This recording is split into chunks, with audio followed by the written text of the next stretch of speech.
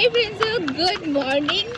तो आज है हमारे राजगीर ट्रिप का सेकेंड डे और यहाँ पे हम लोग रह गए थे। जैसे कि मैं आप लोगों को कल बताई थी कि कल हम लोग निकल नहीं पाए बिकॉज ऑफ होली के लिए।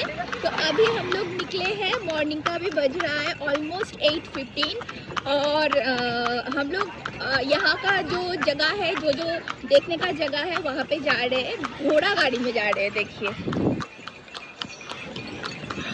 और यहाँ है मम्मा और मेरी आंटी आशी, और यहाँ है हमारे अंकल भी जो हमें लीड कर रहे हैं इसमें। तो ये मेरा सेकंड एक्सपीरियंस है। घोड़ा गाड़ी में मैं पहले भी बैठ चुकी हूँ, बट ये थोड़ा सा अलग है। ये टांगा गाड़ी जो है, जैसे कि जिसको कहते हैं, वैसे काइंड ऑफ है। तो इसीलिए राइड तो बहुत ही अच्छी हो रही है, बहुत इंजॉय कर रही हूँ, बहुत एक्साइटिंग है। और अभी धीरे धीरे जाते हैं और फिर आप लोगों को इसमें ठंडा पानी है। तो चलो आप लोग भी साथ में रहो और इस ब्लॉग को एंजॉय करो। सी यू।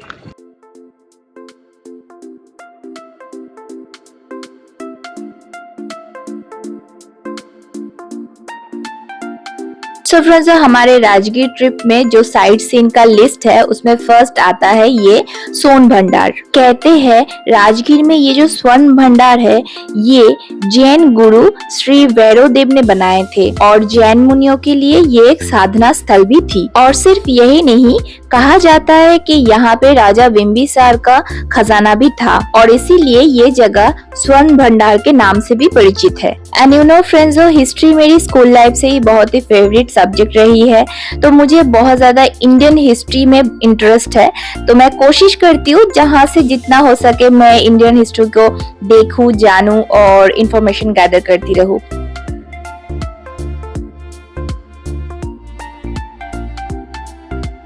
और इस वन भंडार के अंदर 2 गुफाएं हैं जो आप देख सकते हैं। यहाँ पे राइट साइड में ये ऑलरेडी टूट चुका है, इसको तोड़ने की कोशिश किया गया था उस खजाने के तक पहुंचने के लिए, बट वो हुआ नहीं। एंड ये दूसरा गुफा है जहाँ पे बहुत सारी वॉल पे ना स्क्रिप्ट लिखा हुआ है जिसको लिपि कहते हैं। तो इस भाषा को अभी तक उद्धार नहीं कर पाए। तो अगर जो इस भाषा को समझ लेंगे या इसकी मीनिंग को समझ लेंगे तो उनको वो खजाने की तरफ जाने का जो सीक्रेट वे है, रास्ता है, वो मिल जाएगी। तो इसीलिए इस जगह को अभी तक यहाँ के जो अभी के लोग हैं वो प्रोटेक्ट करते आए हैं और उसको सहेजते हुए रखे हैं। तो यही जगह देख के मुझे तो बहुत ज्यादा अच्छा लगा। एनीवे फ्रेंड्स, तो हम लोग स्वर्ण भंडार के अंदर गए और वहां पे जाके देखे कि कैसा है, क्या है।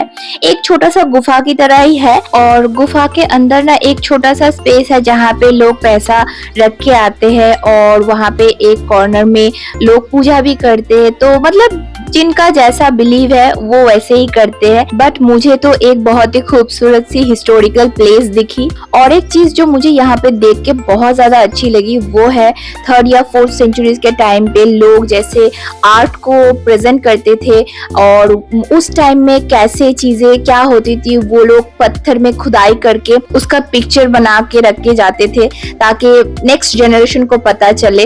तो मतलब वो चीजें मुझे बहुत ज्यादा अच्छी लगी और यहाँ पे बहुत सारी वैसी खुदाई बना हुआ है जिसका प्रूव है कि हाँ ये एक हिस्टोरिकल प्लेस है।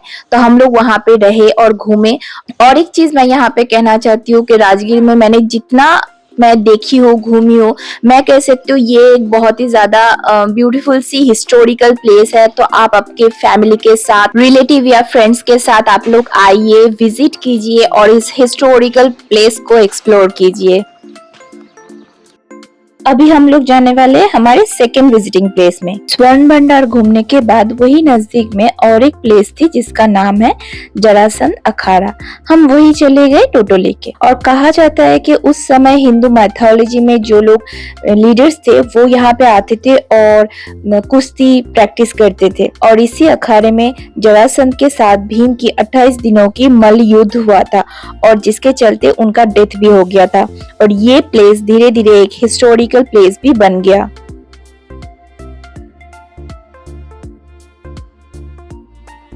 और यही नहीं, ये जो राजगीर प्लेस है ये 5 पर्वत से घिरा हुआ है। फर्स्ट है सोनगिरी, जहाँ हम इससे पहले घूम के आए। सोनभंडार के ठीक पीछे ही वो पहाड़ थी।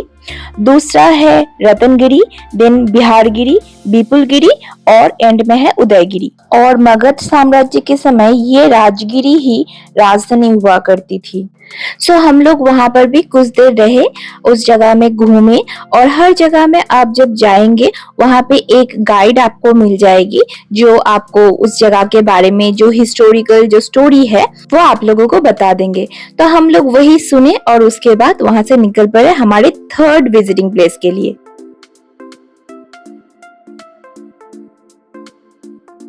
उसके बाद चले गए हम हमारे थर्ड विजिटिंग प्लेस की तरफ, जो है राजा बिंबिसार का जेल। और ये रितकुट पहाड़ के एकदम बीच में है। और बिंबिसार राजा के खुद के बेटे अजातशत्रु ने अपने खुद के पिताजी को यही जगह पे बंदी बना के रखे थे। और ये एक बहुत ही प्राचीन जगह है, इसके वजह से ये जो जेल है उसका कुछ भी अवशिष्ट बचा नहीं है, सिर्फ एक स्ट्रक्चर जो है वो रह गया है, जिससे हम लोगों को पता चलेगा कि वो जेल कितना बड़ा था और जेल का स्ट्रक्चर कैसे था। और बिहार के गवर्नमेंट टूरिज्म से भी इस जगह को प्रोटेक्शन दिया जा रहा है ताकि जितना अवशिष्ट यहाँ पे बाकी है वो ठीक ठाक रहे और लोग यहाँ पे आए, इस जगह को देखे और हमारे हिस्ट्री के बारे में उनको पता चले। और एक बात यहाँ की जो स्पेशलिटी है, जब ये अवशिष्ट यहाँ पे मिला था वहां से 40 किलो का हथकड़ी भी यहाँ से उद्धार हुआ था। और इससे पता चलता है उस समय का जो कारावास का जीवन था वो कितना ज्यादा कठिन और कितना ज्यादा स्ट्रिक्ट था।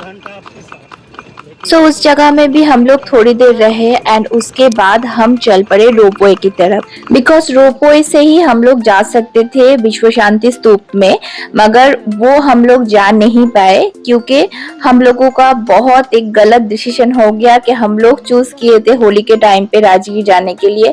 और राजगीर में 3 दिन से होली सेलिब्रेट होती है और वहाँ पे सब कुछ ही बंद रहता है, तो इसीलिए हम लोग सिर्फ गए और बाहर से ही रोपवे देखे कि बंद था और सीढ़ी से हम लोग जा नहीं सकते बिकॉज वो अंडर कंस्ट्रक्शन था। तो किसी भी तरीके से हम लोग वो विश्व शांति स्तूप तक पहुंच नहीं पाए और उस जगह को एक्सप्लोर नहीं कर पाए, जो एक बहुत ही सैड पार्ट है। मतलब राजगीर जो आते हैं लोग इस जगह को डेफिनेटली विजिट करते हैं, तो हम लोग नहीं कर पाए। एनीवे, तो हम लोग उसी जगह पे थोड़ी देर बैठे और फिर हम लोगों की जो गाइड है अंकल जी, उन्होंने कहा हम लोगों को जापान मंदिर लेके जाएंगे।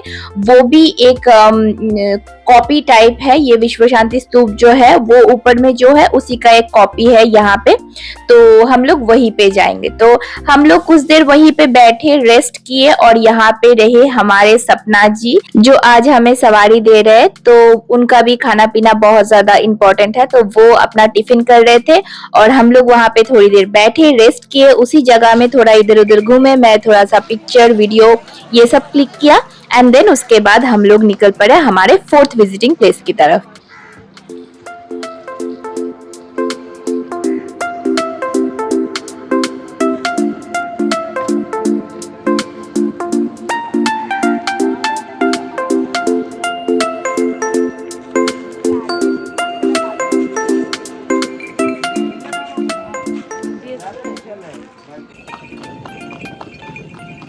और हमारे जो टांगे वाले अंकल है वो हम सभी को एक एक बार करके टांगा चलाने के लिए मतलब एक्सपीरियंस करने के लिए चांस दिए थे, तो जो बहुत अच्छा लगा। और टांगा चलाते चलाते हम लोग पहुंच गए हमारे फोर्थ विजिटिंग प्लेस जो है ब्रह्मकुंड, और वहाँ पे गर्म पानी भी निकलता है। और यहाँ के लोगों का मानना है कि वहाँ पे कोई अगर स्नान कर लेंगे तो वो उनके शरीर में जितना सारा रोग वगैरह है वो सब कुछ ठीक हो जाएगा। तो मैं इस चीज को नहीं मानती, ये मेरी पर्सनल चॉइस है। एनीवे, हम लोग थोड़ा सा अंदर गए और वहाँ पे देखे पूरा ही मंदिर है और हिंदू लोग है वहाँ पे ज्यादातर, जो पूजा भी कर रहे हैं, स्नान भी कर रहे हैं और सब कुछ बहुत ज्यादा ओपन है। तो मुझे उतना ज्यादा कंफर्टेबल नहीं लगा इस जगह पे, तो इसीलिए मैं उसी टाइम रिटर्न करके आ गई और मेरी आंटी और मेरी मम्मा भी मेरे साथ ही थी।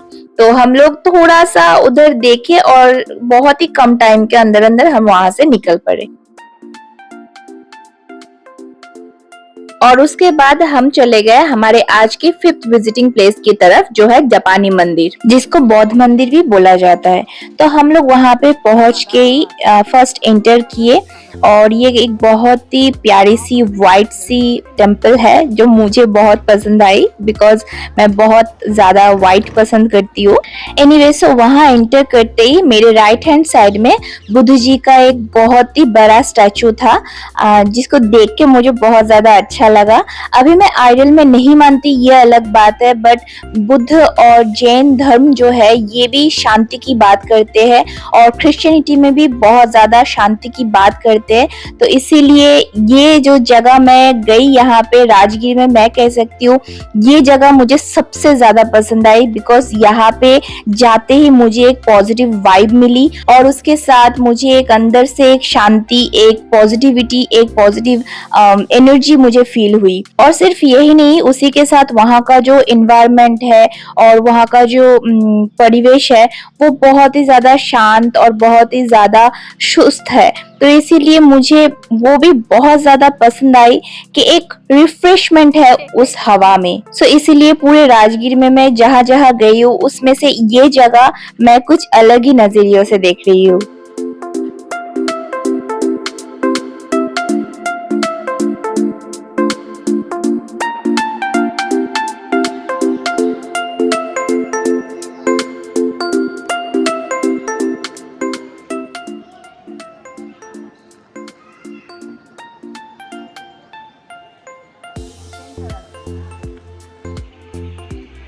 और फिर कुछ देर हम लोग बुद्ध मंदिर के बाहर ही बैठे रहे, इस एनवायरनमेंट को एंजॉय किए, एंड देन फिर हम लोग चले गए बुद्ध मंदिर के अंदर। और बुद्ध मंदिर के अंदर जाते ही मैं एकदम से सरप्राइज्ड हो गई, बिकॉज ये मंदिर बाहर से जितना दिखता है अंदर से उससे कई ज्यादा बड़ी और कई ज्यादा डेप्थ है।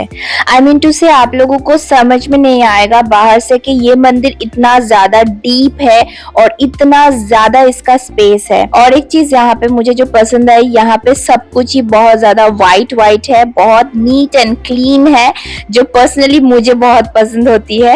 एंड इस टेम्पल के अंदर दोनों साइड में आप लोगों को बहुत सारी हिस्टोरिकल जो न्यूज है या हिस्टोरिकल जो इंफॉर्मेशन है आप लोगों को मिल जाएगी, मगर सब कुछ ही ऑलमोस्ट जापानीज में लिखा हुआ है और इंग्लिश में भी है। तो अगर आप लोग चाहते हो तो आप लोग टाइम स्पेंड कर सकते हो, वहां पे पढ़ सकते हो, जान सकते हो इसका हिस्ट्री क्या है। एनीवे, और एक चीज जो यहाँ पे सख्त मना है वो है पिक्चर्स और वीडियो लेना, तो इसीलिए वो उस बोर्ड को मैंने उतना ज्यादा नोटिस नहीं किया था, तो मैंने थोड़ा सा वीडियो ले लिया एंड फिर मैंने वीडियो क्लोज कर दिया मेरा।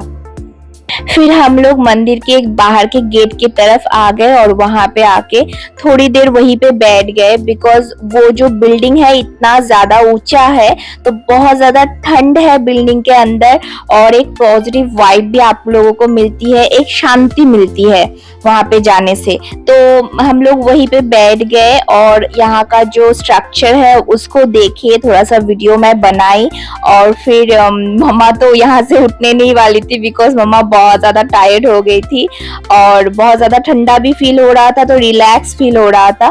तो वहीं पे हम लोग कुछ देर बैठे और मेरी आंटी तो अंदर ही नहीं गई, बिकॉज उनका पैर बहुत ज्यादा दुख रहा था, तो वो एकदम बाहर ही बैठी थी। और फिर हम लोग भी जाके थोड़ी देर बाहर बैठे और उस बाहर का जो नजरिया है उसको हम लोग देखे, एंजॉय किए, और फिर धीरे धीरे करके हम लोग भी हमारी टांगा की तरफ चले गए, बिकॉज हम लोगों को लौटना भी था।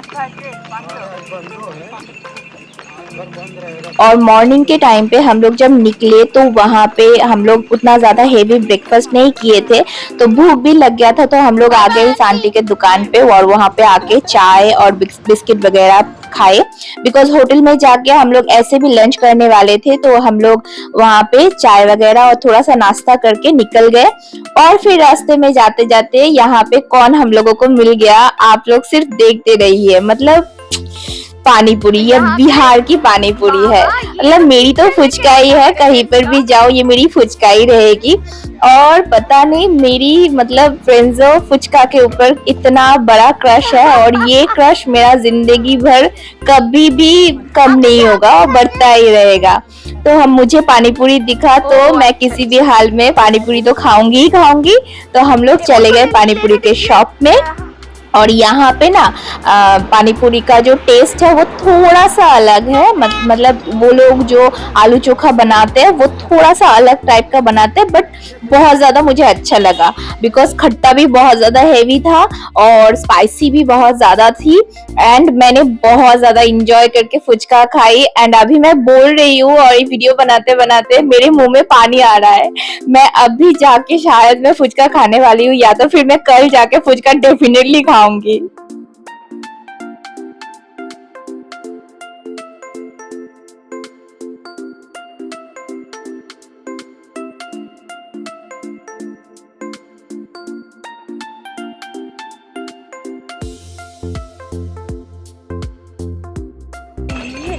हे फ्रेंड्स, गुड आफ्टरनून। आफ्टरनून अभी हुआ नहीं है, अभी घड़ी में टाइम हो रहा है 11, नहीं देख पा रहे। एनीवे मैं बता रही हूँ, तो मान लीजिए अभी घड़ी में बज रहा है ऑलमोस्ट 11:15।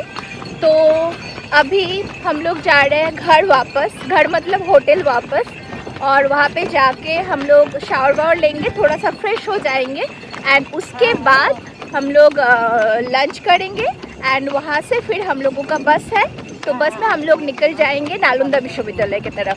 सो आप लोग साथ में रहिए और आई होप आप लोग इस वीडियो को, इस ब्लॉग को एंजॉय कर रहे हैं। और अगर एंजॉय कर रहे हैं तो एक लाइक ज़रूर करना, कमेंट बॉक्स में आपका एक्सपीरियंस भी शेयर कर सकते हैं। एंड उसके साथ ही साथ अगर आप लोग मेरे चैनल में नए हैं then don't forget to subscribe to my channel. So friends, अभी के लिए मैं अपनी राजगीर व्लॉग की पार्ट 2 को यही पे एंड करती हूँ। हम लोग फिर मिलते हैं मेरे राजगीर व्लॉग के पार्ट 3 में।